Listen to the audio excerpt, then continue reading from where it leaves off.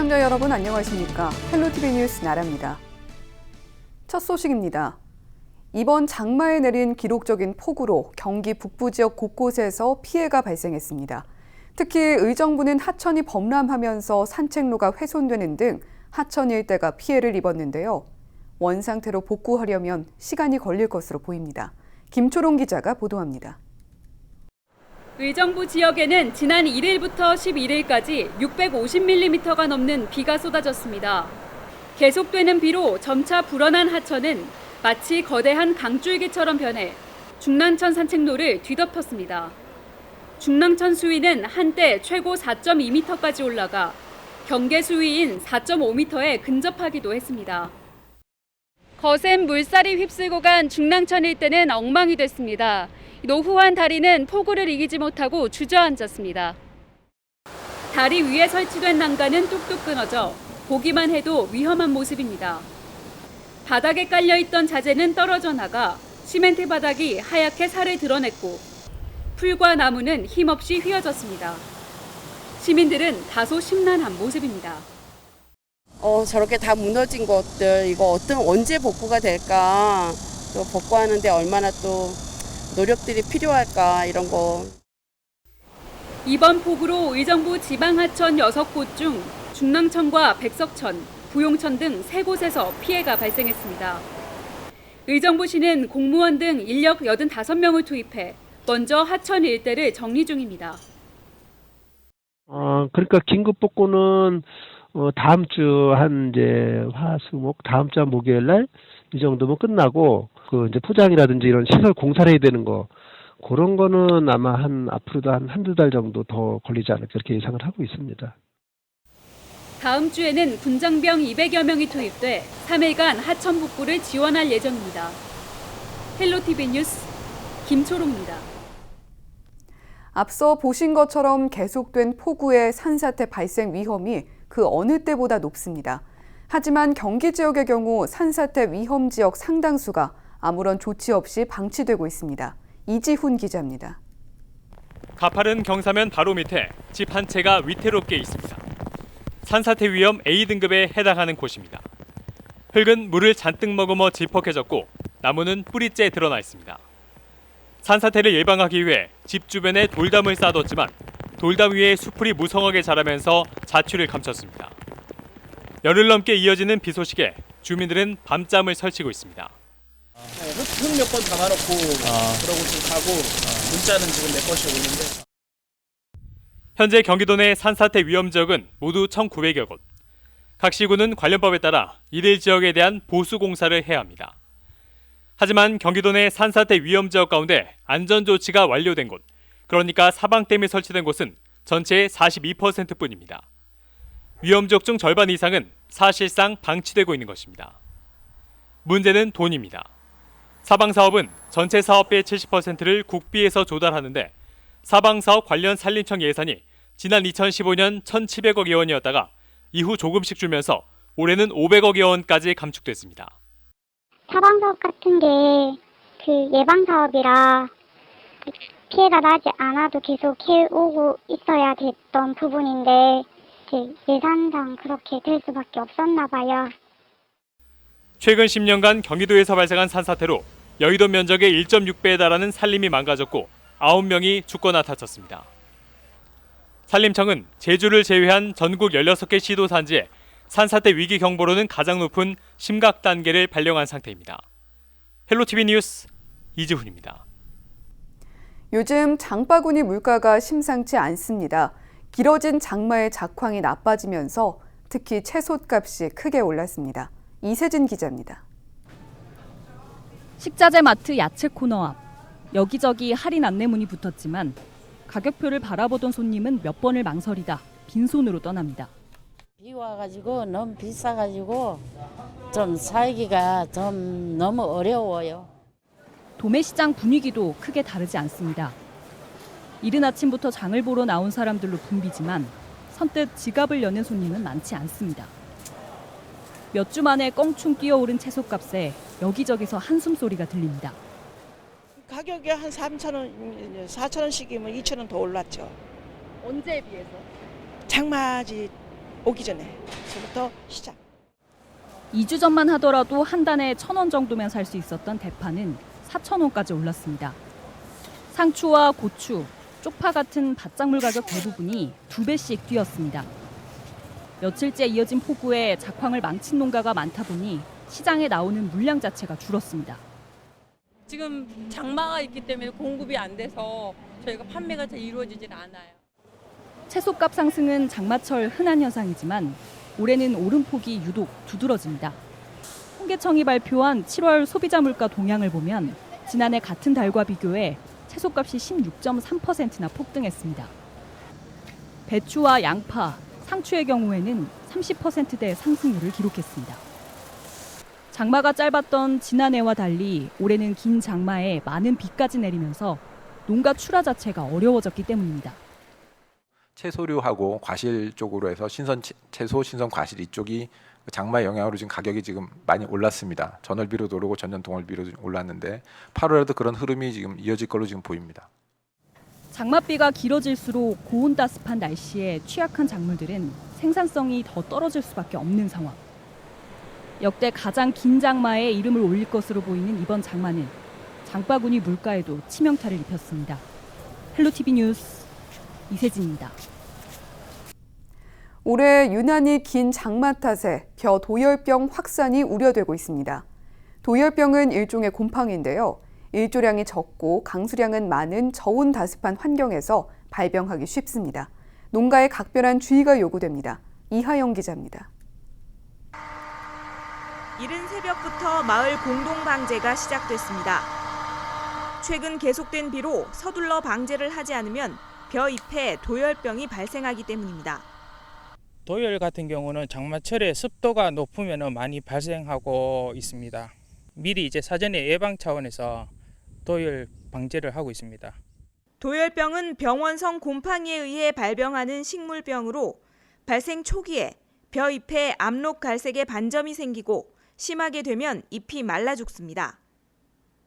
최근 한 달간 일조 시간은 평년보다 40시간 가까이 감소했고 강수량은 80mm 이상 증가하는 등 저온 다습한 환경이 조성되면서 도열병 발생 우려가 커지고 있습니다. 잦은 강우로 인하여 벼농사에 도열병 발생이 우려되고 있습니다. 농가에서는 과비로 인하여 잎색이 짙은 필지나 매년 도열병이 자주 발생하는 필지는 즉시 예방약이나 치료약을 살포해 주시기 바랍니다. 약제 살포 시 문고병이나 먹노린제 등의 약제를 동시에 혼용하여 주시면 더욱 효과가 좋습니다. 특히 올해는 지난해보다 발생 시기가 보름 정도 빠른 데다 면적도 2~3배 많아 잎에 발생한 병원균을 방제하지 않으면 이삭에까지 번질 수 있습니다. 벼 도열병의 피해를 줄이기 위해서는 농가에서는 세심한 관찰과 함께 즉각적인 방제가 필요합니다. 헬로티비 뉴스 이하영입니다. 비가 계속 내리면서 눅눅한 날씨가 이어지고 있습니다. 이럴 때 농작물뿐 아니라 사람도 곰팡이를 조심해야 하는데요. 곰팡이에 지속적으로 노출되면 건강에 악영향을 미칠 수 있다고 합니다. 홍승현 기자가 취재했습니다. 사무실 천장 한쪽이 노랗게 변했습니다. 연이어 계속된 장맛비에 비가 새면서 곰팡이가 핀 겁니다. 비가 계속되면서 미처 손써볼 새도 없이 곰팡이는 천장을 뒤덮었습니다. 또 다른 집도 상황은 비슷합니다. 벽면에 곰팡이가 얼룩처럼 피어 있습니다.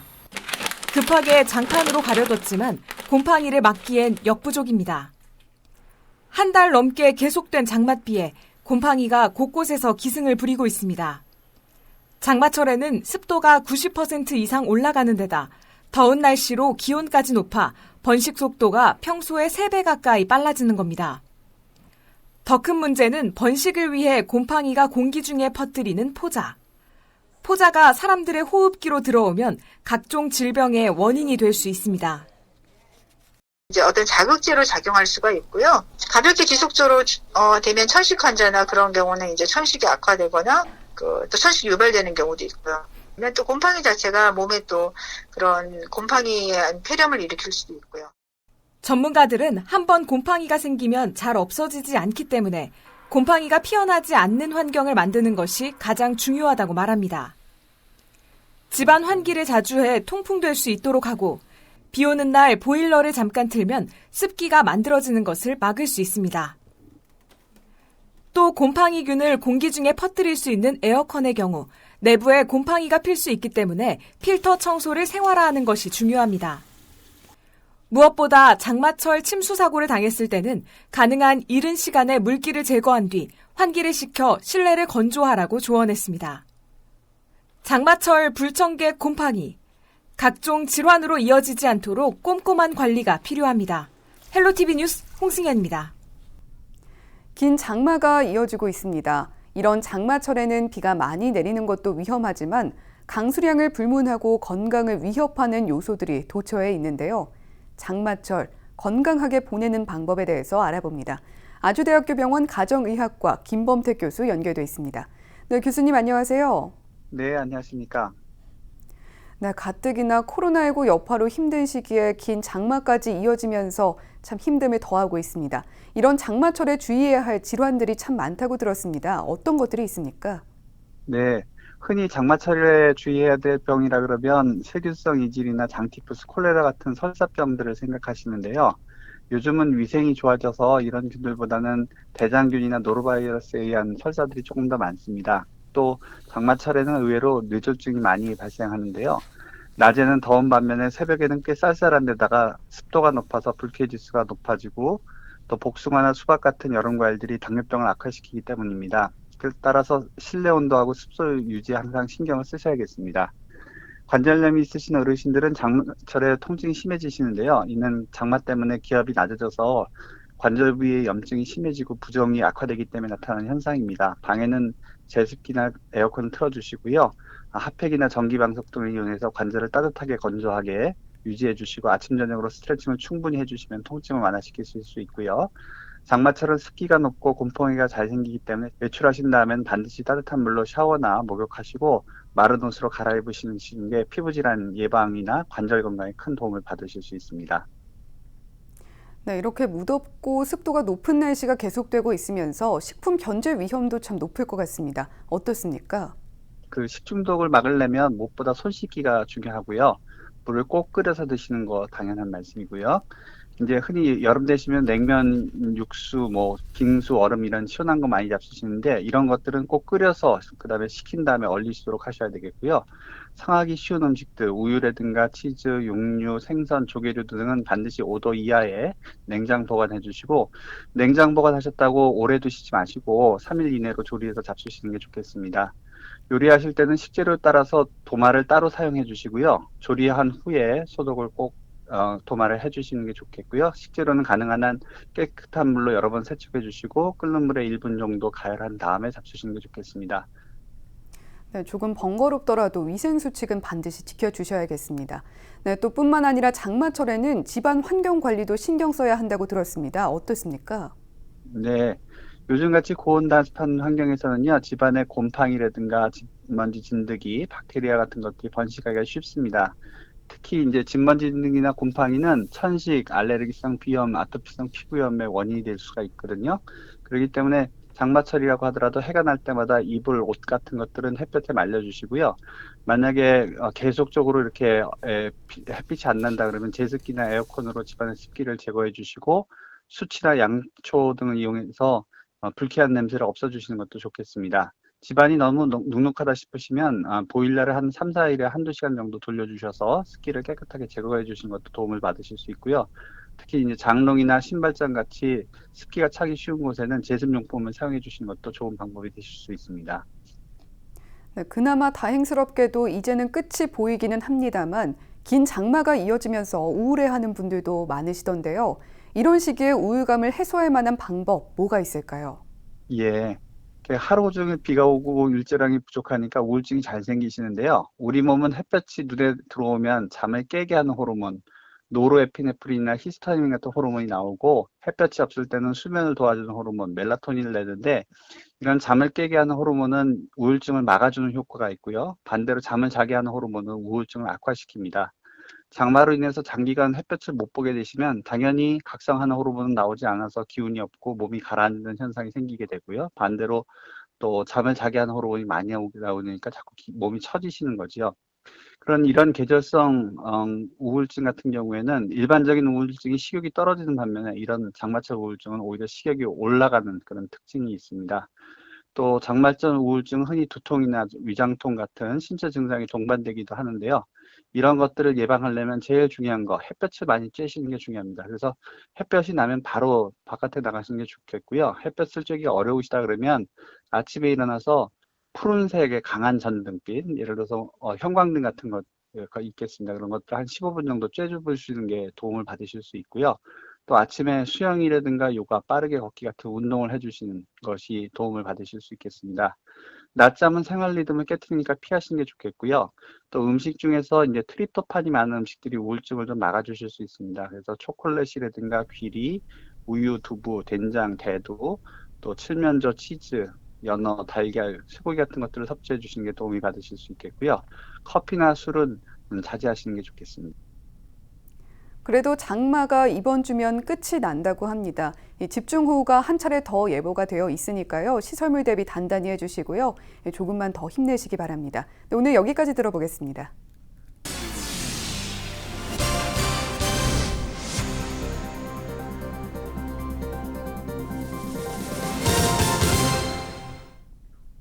포천시가 9일까지 지속된 강우로 주택 침수는 9건, 이재민은 13명 발생했다고 밝혔습니다. 또 시설 피해는 438건이었고 371건에 대해서는 응급 조치를 완료했습니다. 포천은 지난 1일부터 8일까지 평균 556mm가 넘는 많은 비가 쏟아졌습니다. 시는 12일 기준 하천 제방 및 사면유실, 도로 침수 등 공공시설 피해와 농경지 침수 등 사유시설물 피해가 발생했지만 90%가량 응급 복구가 이루어졌다고 밝혔습니다. 연천군이 지난 7일 중면 합수리에서 폭우로 훼손된 아프리카 돼지열병 확산 방지 울타리 보수 작업 과정에서 대전차 지뢰를 발견했다는 신고가 접수됐습니다. 군부대 확인 결과 발견된 지뢰에는 장약과 뇌관이 없었고 오래전 인근 훈련장에서 사용된 교보제 모형 지뢰가 유실된 것으로 추정했습니다. 군부대 관계자는 교재 창고에 보관돼 있어야 할 훈련 도구가 왜 유실됐는지에 대해서 철저히 조사하고 있다고 밝혔습니다. 연천군은 지난 1일부터 11일까지 내린 비가 신서면이 971.5mm를 기록하는 등 평균 698.6mm의 강수량을 나타냈습니다.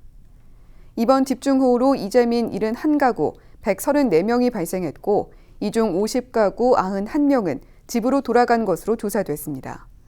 폭우로 인한 피해 현황은 제인폭포 관광 안내소 에어컨과 내부 마감재가 파손되고 고대산 캠핑장 계곡부 석축과 범면, 평화누리길 대광리에서 철원 경계 석축이 유실됐습니다.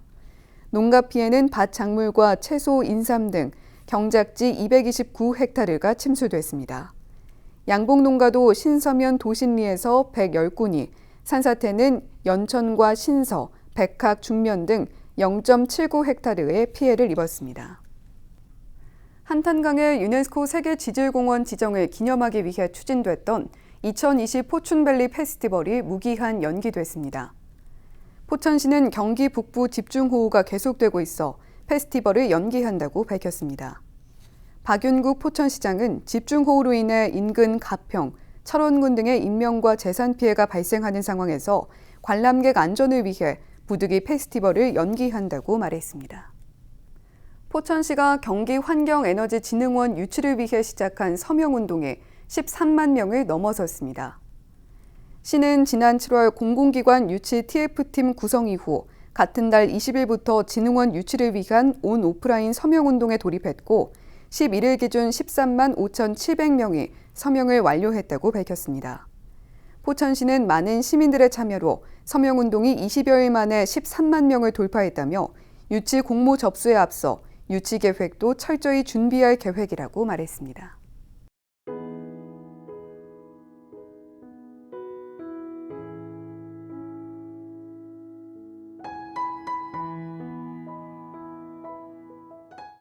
저희는 언제나 지역 주민 여러분 곁에 있겠습니다. 함께해 주신 여러분 고맙습니다.